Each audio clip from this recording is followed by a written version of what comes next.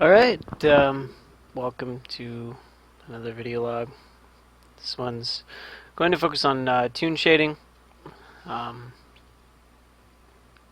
I wanted to talk about lighting for a few weeks now, but I didn't think I could be able to pack it into anything underneath 20 minutes, so I'm just going to do toon shading. It's quick, simple, probably about a 3-minute video, and work out better for all of us. So first of all, we have our lighting calculations. Using the mouse again, excuse me. Light equals. So you have your diffuse.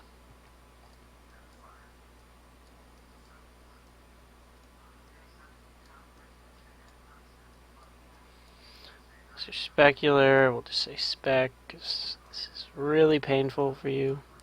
Spec, and then plus ambient.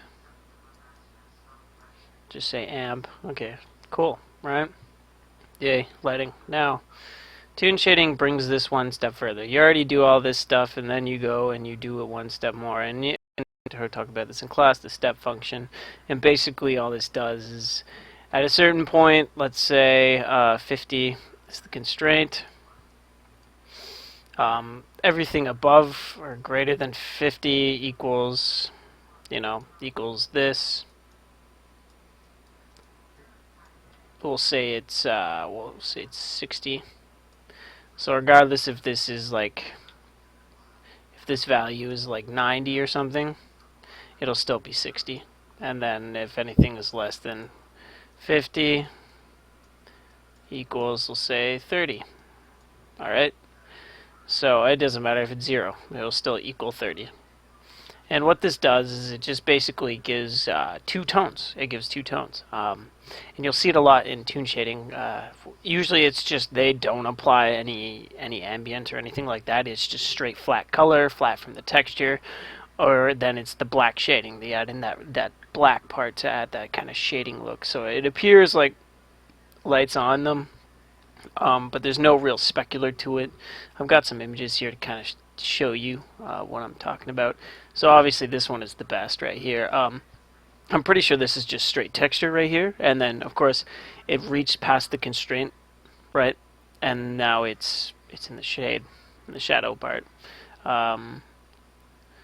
So yeah, so that's a really good example of that. And yeah, so basically where we get this constraint from is from light, right? Because what is light? Light is the brightness of a color, right? It's a constraint of the color. It's a multiplier. You multiply this into color, right? So yeah, it's like your end result. Your color equals. This is really difficult to draw. Should have plugged in my tablet. Oh well. Equals, color times light.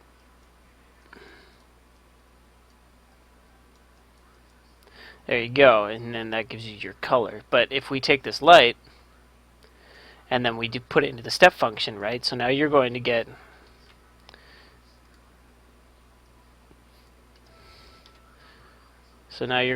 something nice. So we have our brightness, right? And then we put it into the step function. So now you're actually going to get either it's going to be a flat color or it's going to be shaded like this. Which is, that's really all toon shading is. It's really just taking it one step further. It's kind of nice because you can start cutting out variables that you use to actually detect the whole phong lighting one and find out what works. Because you don't really have to calculate the specular at all or anything like that. You can just kind of mix it up and find what works for you. But yeah, it's just taking it one step further and then just halving it and making sure that it corresponds like that, and you'll end up with a product like this. I'm going to show you another one.